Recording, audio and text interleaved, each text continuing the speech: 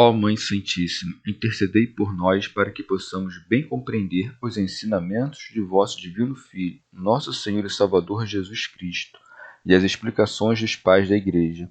Ó Virgem Imaculada, ofereço-vos este trabalho e peço que abençoais aqueles que o ouvirem, e que seja para a maior honra e glória de Deus. Amém. Senhor onipotente, purificai o meu coração e os meus lábios. Vós, que purificastes os lábios do profeta Isaías com carvão em brasa, e dignai-vos, por tal modo, purificar-me com a vossa misericórdia, para que possa dignamente anunciar o vosso santo Evangelho. Por Jesus Cristo nosso Senhor. Amém. Senhor, abençoai-me. Que o Senhor resida no meu coração e nos meus lábios, para que anuncie digna e convenientemente o seu Evangelho. Amém. Evangelho de Nosso Senhor Jesus Cristo, segundo São Lucas. Missão dos 72 discípulos. Depois disso, o Senhor designou outros 72 e os enviou 2 a 2 à sua frente a toda cidade e lugar aonde ele próprio devia ir. E dizia-lhes: A colheita é grande. Pedi, pois, ao Senhor da colheita que envie operários para sua colheita. Ide, eis que vos envio como cordeiros entre os lobos. Não leveis bolsa, nem alforge, nem sandálias, e a ninguém saudeis pelo caminho.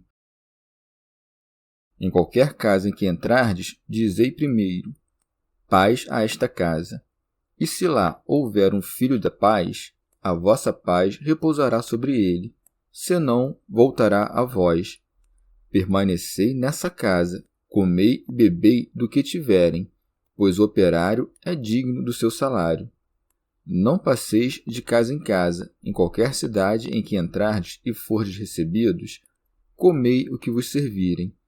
Curai os enfermos que nela houver e dizei ao povo: o reino de Deus está próximo de vós. Comentários dos Pais da Igreja. São Cirilo. Deus, por meio dos profetas, testificara que a salvadora pregação do Evangelho não se limitaria a Israel apenas, mas se estenderia aos rebanhos de todos os povos. E é por isso que Cristo, depois dos 12 apóstolos, instituiu outros 72. Daí que esteja dito: depois disso, o Senhor designou outros 72. São Beda. Fez bem em enviar 72 discípulos, porque o Evangelho devia ser pregado no mundo ao mesmo número de povos. Assim como para as 12 tribos de Israel escolhera os 12 apóstolos, do mesmo modo, para impregnar as nações estrangeiras, escolheu estes 72. Santo Agostinho. Do mesmo modo como a luz do Sol em 24 horas percorre e ilumina o planeta inteiro, assim, o mistério da iluminação do planeta através do anúncio da Santíssima Trindade é confiado a 72 discípulos, pois 3 vezes 24 fazem 72. São Beda. Assim como não há dúvida de que os 12 apóstolos prefiguram os bispos da Igreja, do mesmo modo, estes 72 discípulos prefiguram os presbíteros, isto é, os sacerdotes de segunda ordem. No entanto, nos primeiros tempos da Igreja, como atestam os escritos apostólicos, os nomes de presbítero e bispo eram usados indiferentemente, um significando a madureza da sabedoria, o outro a diligência no cuidado pastoral. São Cirilo. A escolha dos 72 estava prefigurada também nas palavras de Moisés, que por ordem de Deus escolheu 72 homens para Deus lhes infundir o Espírito. Também no livro dos Números se lê que os filhos de Israel chegaram a Elim, o que, traduzido, significa subida, e que ali havia 12 nascentes e 70 palmeiras. Se subirmos no crescimento espiritual, encontraremos as 12 nascentes, que são os 12 apóstolos, donde bebemos a ciência da salvação como de uma nascente do Salvador, e as 70 palmeiras, que são aqueles que foram agora enviados por Cristo. A palmeira, com efeito, é uma árvore de boa medula, de raízes fortes, fecunda, que sempre nasce na água e, uma vez crescida, estende-se às alturas a sua copa. Segue, e os enviou 2 a 2. São Gregório Magno. O Senhor os mandou 2 a 2 para pregar, porque 2 são os mandamentos da caridade, o amor de Deus e do próximo, e porque não pode haver caridade entre menos que 2. Com isto, o Senhor nos insinua silenciosamente que quem não tem caridade para com o próximo não deve, de modo algum, se encarregar do ofício da pregação. Orígenes. Assim também São Mateus, no Catálogo dos Apóstolos, conta os 12 de 2 em 2, e parece um uso antigo que fossem chamados sempre 2 para o serviço de Deus. Foi pelas mãos de Moisés e Arão que Deus tirou Israel do Egito. Josué e Caleb, agindo em conjunto, apaziguaram o povo agitado pelos 12 exploradores enviados a reconhecer a terra de Canaã. Daí que esteja dito: o irmão que é ajudado por seu irmão é como uma cidade forte. São Basílio. E ao mesmo tempo, como os 2 terão recebido os mesmos dons espirituais, isto não permite que neles prevaleça a paixão da opinião própria. São Gregório Magno. Fez bem em acrescentar as palavras: à sua frente a toda a cidade e lugar aonde ele próprio devia ir. Com efeito, o Senhor vem depois dos seus pregadores, a pregação prepara-lhes os caminhos. E em seguida vem o Senhor ocupar a sua morada na nossa mente. As palavras da exortação lhe antecedem, e através disto a verdade é acolhida na mente. Por isto diz Isaías aos pregadores: preparai o caminho do Senhor, endireitai as suas veredas. Teofilacto. O Senhor escolheu discípulos por causa das multidões, carentes de quem as ensinasse. Assim como os campos cobertos de espigas precisam de muitos ceifadores, do mesmo modo os futuros fiéis, que eram inumeráveis, careciam de muitos professores. Por isso segue: a colheita é grande. São João Crisóstomo. Mas como podia chamar de colheita o que então acabava de começar? Sem que ninguém tivesse encostado no arado ou aberto sulcos na terra ainda, já fala de colheitas. É que podia acontecer que os discípulos vacilassem e meditassem consigo mesmos: como é que nós, em número tão pequeno, haveremos de corrigir o mundo inteiro? Como nós, que somos ignorantes, haveremos de converter os sofistas? Ou nós, que estamos nus, converter os armados? Ou nós, que somos súditos, converter os que nos dominam? Para não se deixarem perturbar por tais considerações é que chama o Evangelho de colheita. É como se dissesse: tudo está preparado, envio-vos a colheita de frutos já maduros, podeis plantar e colher no mesmo dia. Assim como o agricultor sai para a messe cheio de alegria, do mesmo modo é necessário que também vós saiais ao mundo, porém a distância muito maiores e muito mais cheios de alegria. Esta nova ocupação é, com efeito, uma verdadeira messe, e por diante de nós, campos já preparados. São Gregório Magno.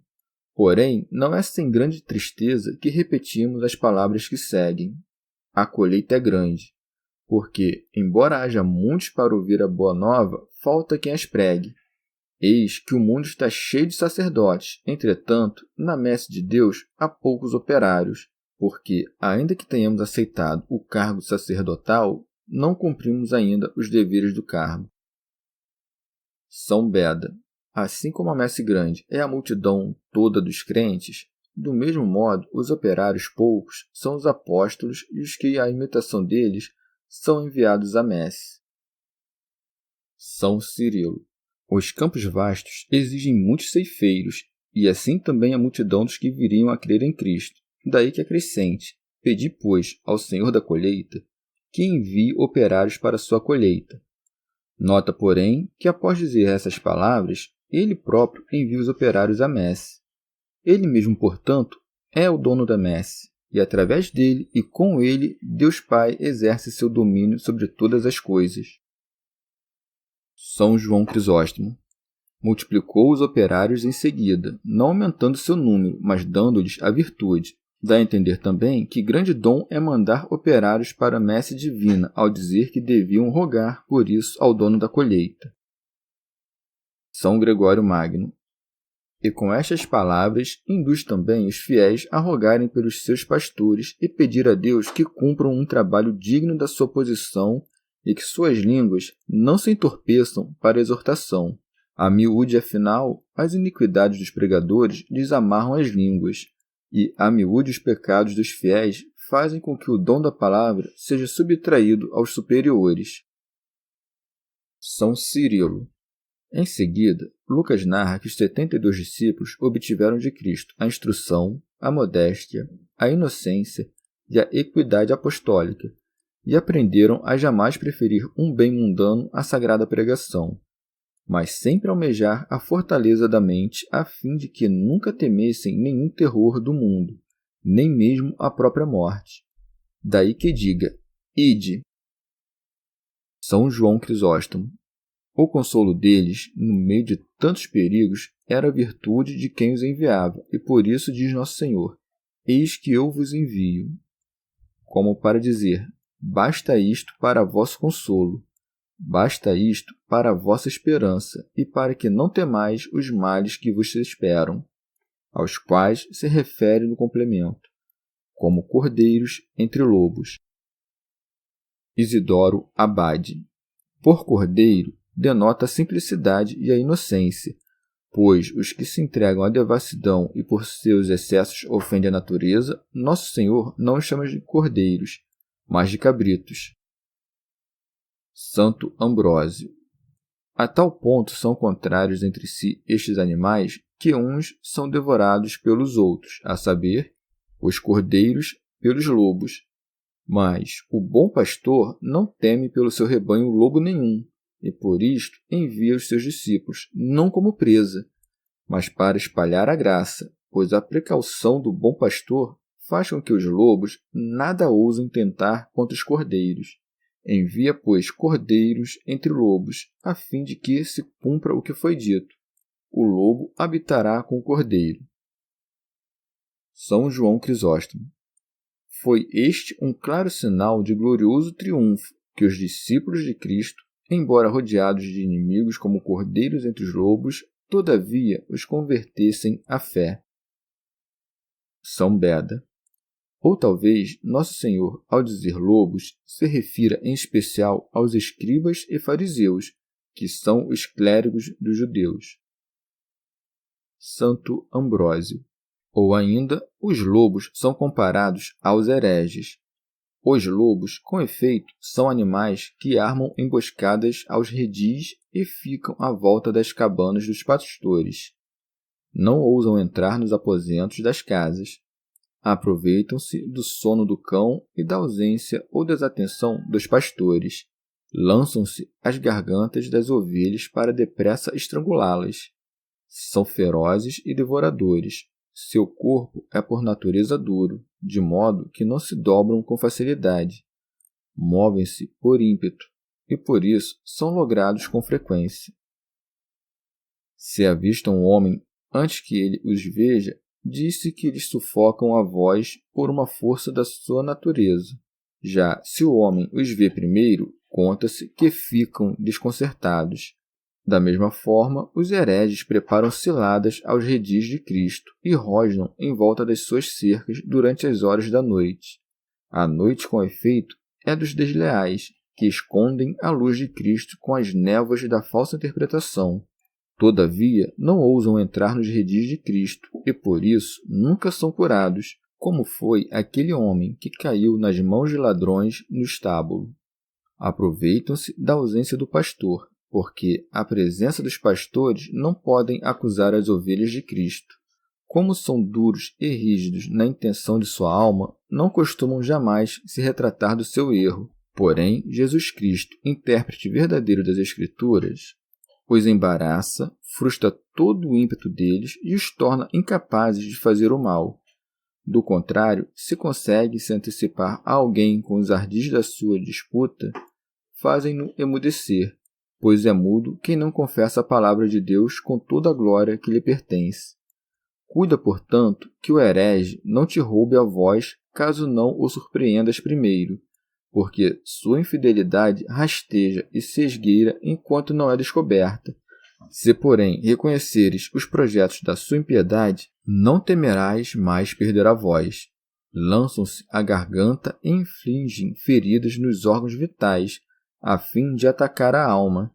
Se ouves dizer que alguém é sacerdote, mas conheces as suas fraudes, fica sabendo que é uma ovelha por fora, mas por dentro um lobo, que por sua crueldade insaciável deseja satisfazer a sua fúria com o homicídio. São Gregório Magno. Com efeito, muitos, quando recebem o governo do povo, ardem por dilacerar seus súditos e mostrar-lhe todo o terror do seu poder, porque não têm as entranhas da caridade, querem ser vistos como senhores dos fiéis, mas não se reconhecem seus pais e transformam seu posto de humildade em orgulho de dominação. Para evitar este mal, devemos levar em conta que somos enviados como cordeiros entre lobos, para que conservemos o senso de inocência e nos abstenhamos das mordeduras da maldade. Pois quem toma o posto da pregação não deve fazer o mal, mas suportá-lo. E se em algum momento o zelo pela retidão exigir que empregue a violência contra seus súditos, por dentro deve amar com piedade paterna os que por fora castiga e, por assim dizer, persegue. O pastor exibirá um bom uso da violência quando a nuca da sua mão não estiver sob o jugo dos desejos terrenos. Daí que se acrescente: não leveis bolsa nem alforge. São Gregório Nazianzeno. Em suma, estes mandamentos do Senhor ensinam que de tal forma os discípulos devem ser virtuosos que a sua conduta lucre tantas almas para o Evangelho quanto as palavras da sua pregação. São Gregório Magno. Tamanha deve ser a confiança dos pregadores em Deus que, mesmo que não providenciem para as suas despesas necessárias da vida, todavia saibam com toda certeza que nada lhes faltará. Do contrário, a mente deles, ocupada com bens temporais, não poderá providenciar aos fiéis os bens eternos. São Cirilo. Ao dizer: eis que vos envio como cordeiros entre lobos, o Senhor mandou os discípulos não terem nenhum cuidado com a segurança do próprio corpo. Tampouco permitiu que se preocupassem com os bens exteriores ao corpo, ao dizer: não leveis bolsa nem alforge. Não deixou nem que levassem qualquer outro acessório que não esteja unido ao corpo, nem sandálias, e proibiu-os não apenas de levar bolsa ou alforge, como também de se distraírem com o que quer que fosse, pois não quis que se detivessem nem para saudar os que deparassem no caminho. E a ninguém saudeis pelo caminho. É o mesmo que dissera tempos antes a Eliseu, e é como se dissesse: ide diretamente ao vosso trabalho, sem trocar bênçãos pelo caminho. É prejuízo desperdiçar o tempo destinado à pregação. Santo Ambrósio. O Senhor não proibiu as saudações porque lhe desagradasse o dever da benevolência, mas porque lhe agrada mais a atenção aos deveres da religião. São Gregório Nazianzeno. O Senhor deu-lhes esta ordem para colocar em posição de honra as palavras da pregação, e para não parecer que as lisonjas tivessem poder sobre eles. Quis também que não fossem atentos às palavras dos outros. São Gregório Magno. Se quiseres dar a estas palavras sentido alegórico, o dinheiro encerrado na bolsa é a sabedoria escondida. Quem tem a palavra de sabedoria e não cuida de comunicá-la ao próximo é como alguém com uma bolsa fechada. Por alforge, entenda-se o fardo das coisas do século, por calçado, as obras mortas. Quem, pois, se encarrega da pregação deve considerar indigno de seu dever o peso dos afazeres seculares, pois, enquanto a nuca é oprimida por tal peso, não é possível levantar a cabeça para pregar os bens celestiais. Tampouco deve olhar para as obras dos insensatos, para não crer que deve proteger seu trabalho como que com peles mortas, pensando que, se os outros fazem tal coisa, está também autorizado a fazê-la. Santo Ambrósio. O Senhor não quer que sobre em nós nada mortal. Manda Moisés desatar seu calçado mortal e terreno quando o envia a libertar seu povo.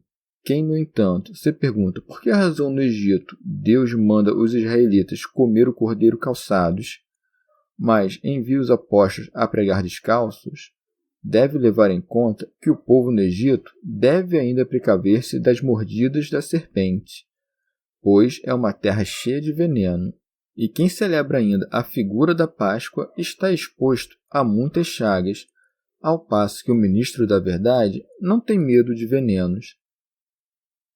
São Gregório Magno. Quem saúda no caminho, saúda por ocasião da viagem, não por desejar a saúde e a salvação do próximo. Quem, portanto, prega a palavra da salvação não por amor à pátria eterna, mas por ambição de recompensa, é como se saudasse alguém no seu caminho, porque deseja a salvação pela ocasião, e não pela intenção da sua alma. São João Crisóstomo. A mãe de todos os bens é a paz, sem o que todo o resto é vão. Por isto, o Senhor manda que os discípulos, ao entrarem nas casas, antes de mais nada, invoquem sobre ela a paz como sinal de todos os bens que se seguirão. Em qualquer casa em que entrardes, dizei primeiro, paz a esta casa. Santo Ambrósio. Isto é, para que transmitamos a mensagem da paz, a nossa própria entrada deve ser solenizada com a bênção da paz. São João Crisóstomo. Por isto, o pontífice da Igreja dá a paz dizendo, a paz esteja convosco.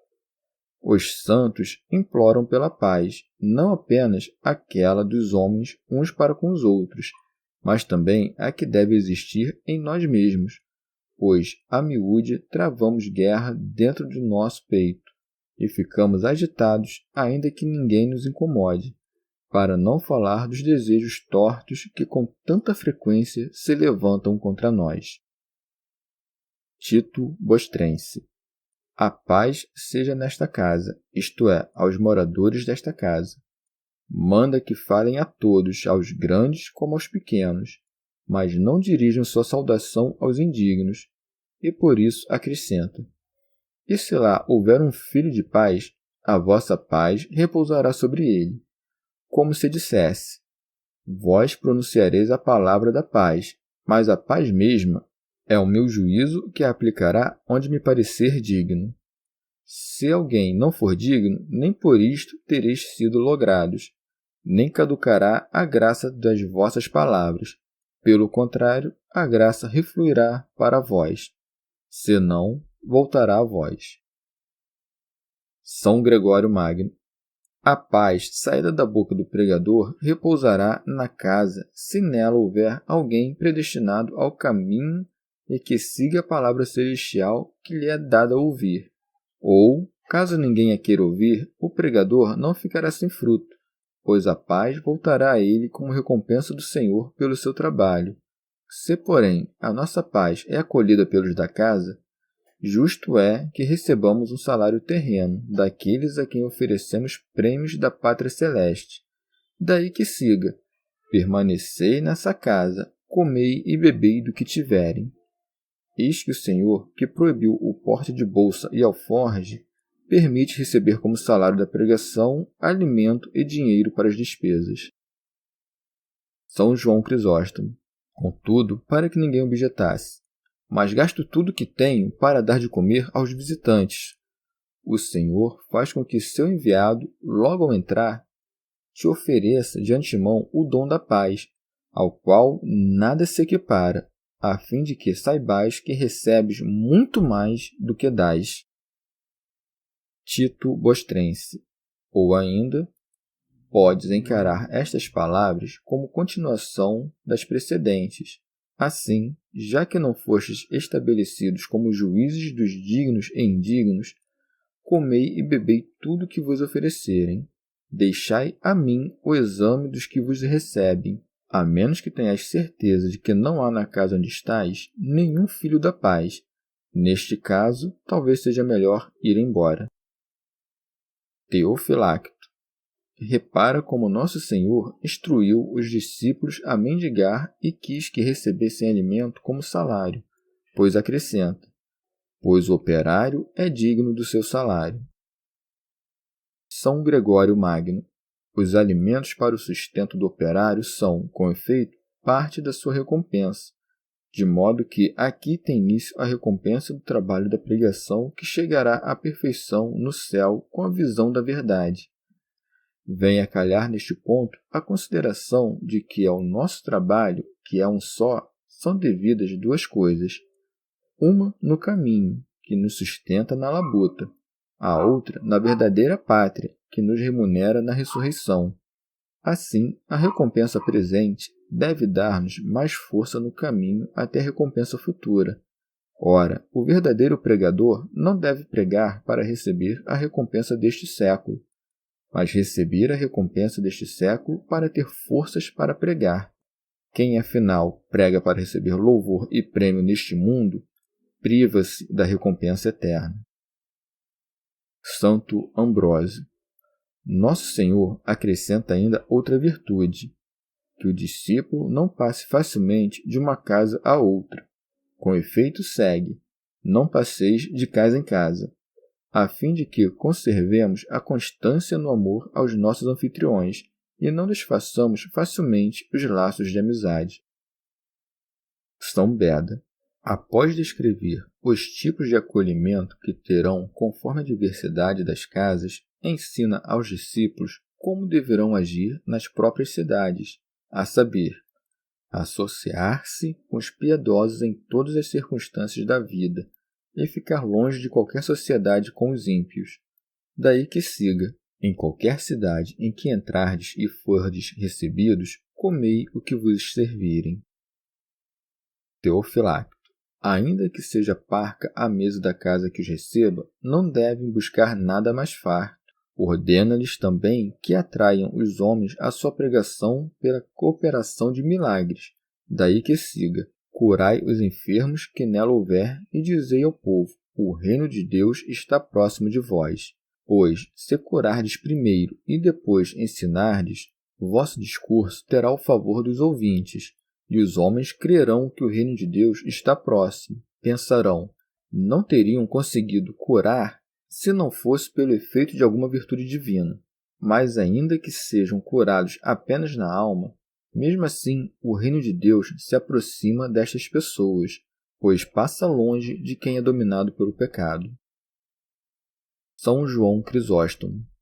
Repara a dignidade dos apóstolos.